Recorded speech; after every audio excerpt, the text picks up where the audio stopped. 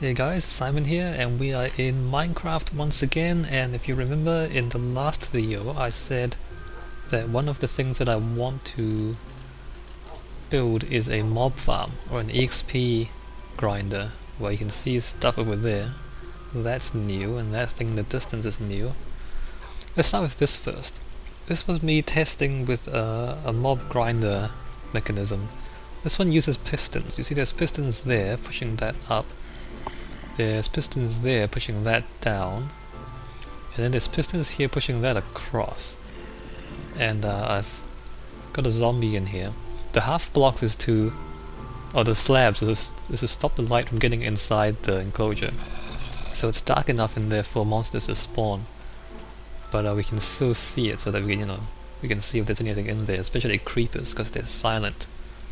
Anyway, I think you can guess what's going to happen when I flip that.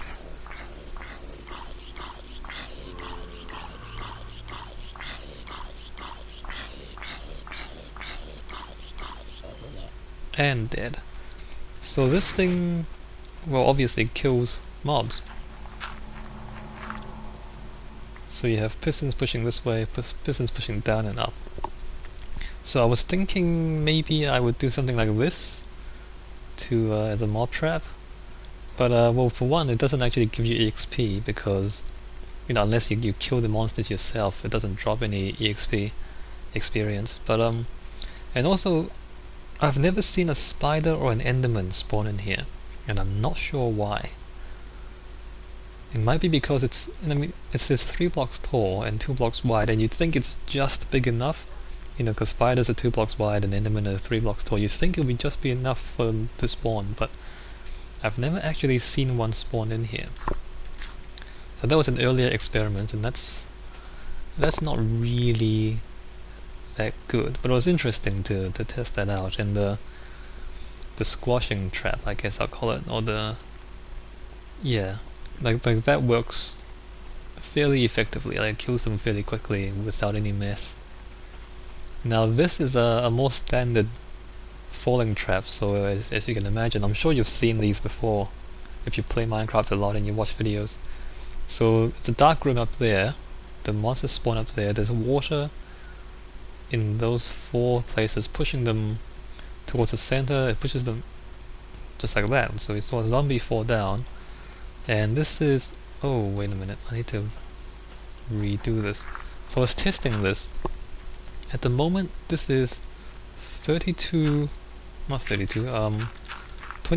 blocks. Oh, it was 23 blocks just now underneath that, and it seems like 23 is not, like, it's a bit too much. Like, the mobs always die if they're falling 23 blocks. I'm not sure if that's supposed to be right or not. I thought it was 24, but anyway, adding that gives us 22, so there's a 22 block gap between that there and that there, and hopefully there's still more monsters in there.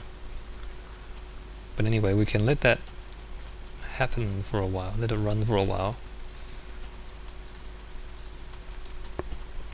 Spiders will die outright because spiders have a lower health than the others. So skeletons will survive, creepers will survive, and zombies will survive. And you can hit them, you can kill them with 1 or 2 more hits, or 3 at most for the zombies. So you can hear zombies inside. So if we can get one of these mobs to, there we go, you see the water in there. See how it pushes it into the hole like that. Oh, there's a skeleton. Hi, skeleton. Bye, skeleton. So there they are. That's good. That's effective. So this is a 2 block high space, so endermen can't spawn in here, so the dirt is safe. And here we're using our flat conveyor technology. I don't know how many of you have seen one of my older vids, getting the water to flow like that without having to dig a channel or anything like that. So that keeps it efficient. The space is only 2 blocks high the whole way through, and that all pushes the mobs into the central hole without any problems. So we had 2 zombies and a skeleton fall down, so there they are waiting for us. Actually, one of them. See, one of the skeletons died there. I'm not sure if it fell 22 blocks and died, or it fell like sideways a little bit and 23 blocks and died, or what, but anyway. The point is, even when it's only 22 blocks, they don't always survive the fall.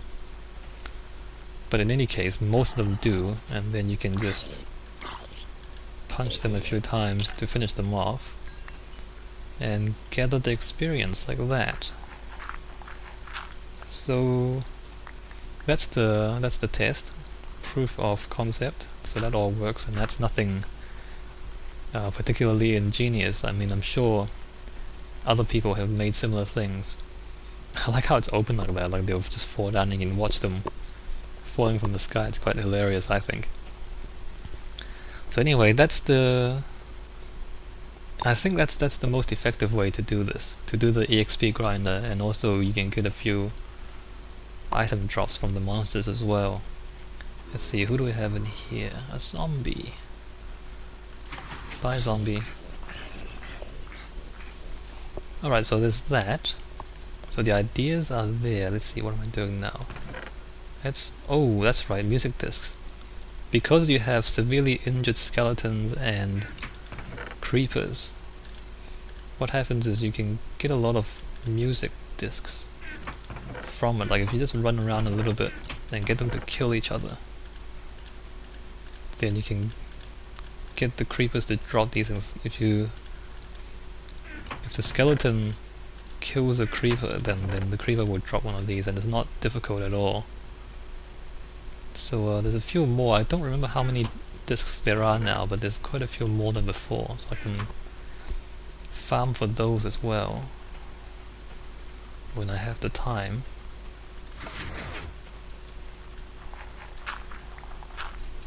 So this is fairly effective, but not quite as effective as that.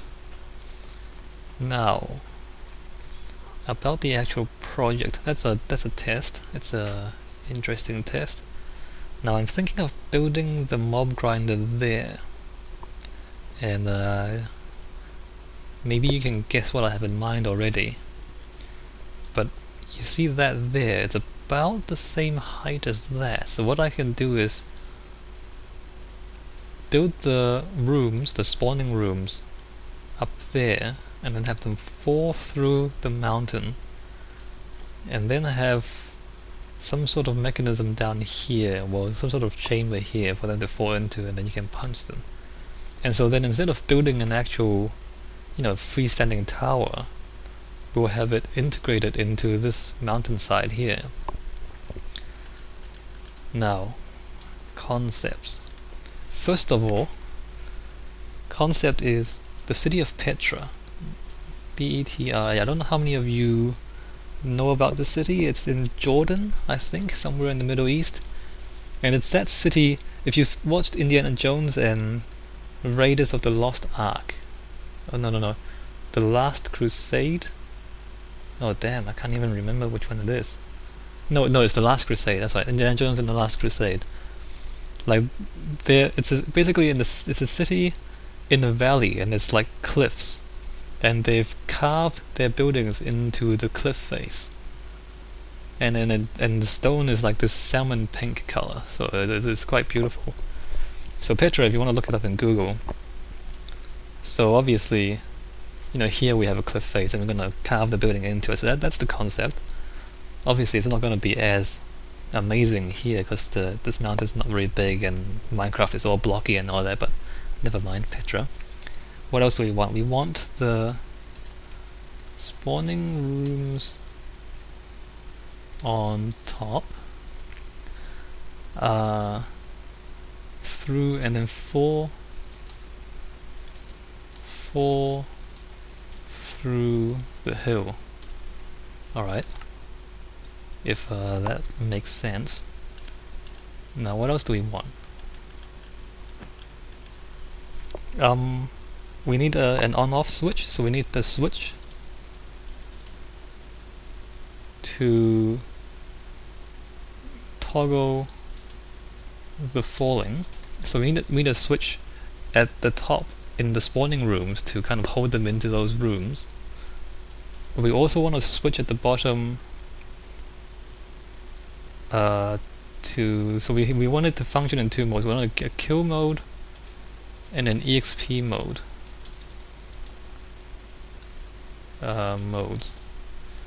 So what that means is, well, that the first one is fairly clear. Like you close them into the spawning rooms to stop them from falling down. That's easy. The kill and EXP modes means, if you imagine, if you remember that thing there, the floor. If you raise the floor up one block, they'll survive. If you lower the floor by one block, they'll die. So then, obviously, what you can do is have pistons there.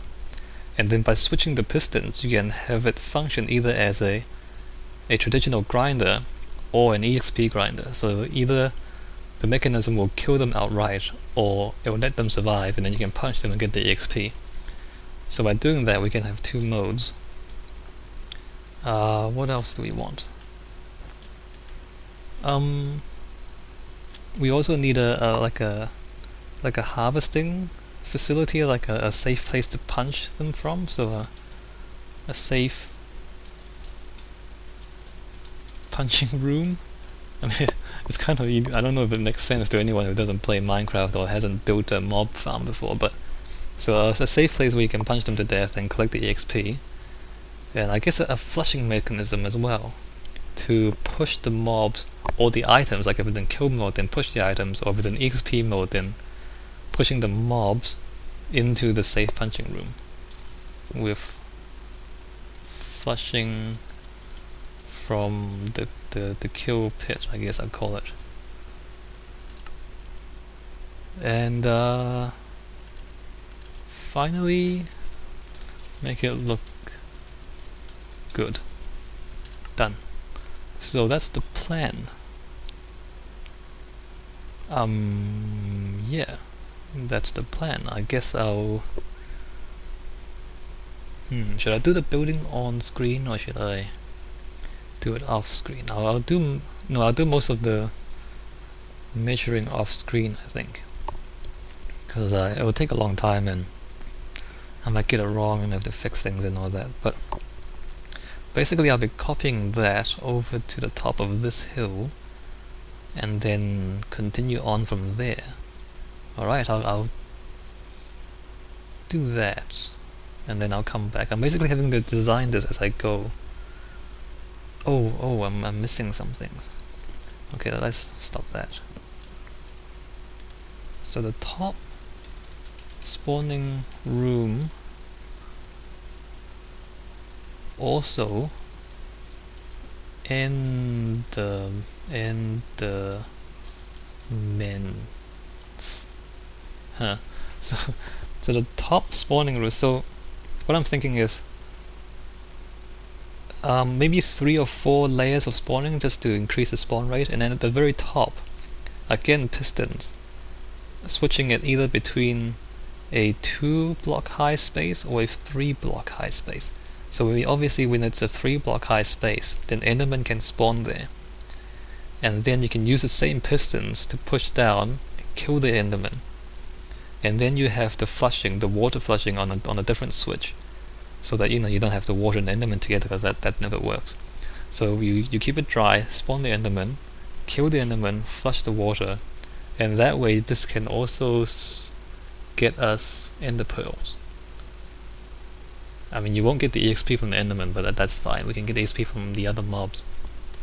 But I want to make this as an Ender Pearl harvesting thing as well. Okay, so that's the final thing. So there's going to be a lot of designing that has to be done, and I'll come back, I think, when I've done a bit of it. Because, yeah, it'll be quite lengthy if I try to do it on screen. Alright, I'll be back. Alright, so it's raining, and we have that so far. Now, like usual, I'm building it out of dirt first, just to, see what I'm trying to do. I'm wondering if I should have just gone straight ahead and used cobblestone, because I don't seem to be having too much trouble with the design so far. Now this is the monster spawning area. There's 4 levels of it, and let's go have a look at what that looks like at the moment. if we can make our way up here. Here we go. So at the lowest level, there's that. So imagine if that water's not there. Imagine if, like in the other place, there's water flowing from the edge to the center and across like that. So then we push all the mobs down the hole, and then there's the upper levels up there, and then the water pushes them down and then into this stream, and then they fall into that stream over there, and so on and so forth. Alright, so that's all good. That's just a test, so the water will extend up to this edge here.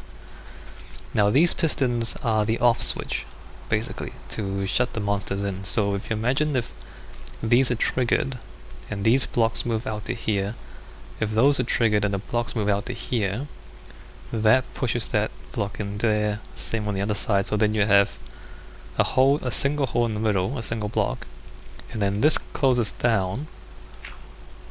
So if I just quickly do this, so imagine if those pistons were pushed out and then there's that, so then nothing can fall out anymore.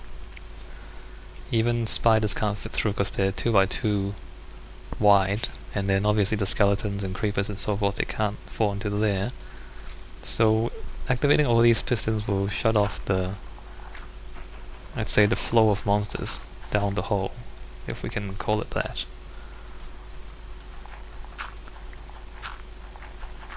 Those pistons are not wide up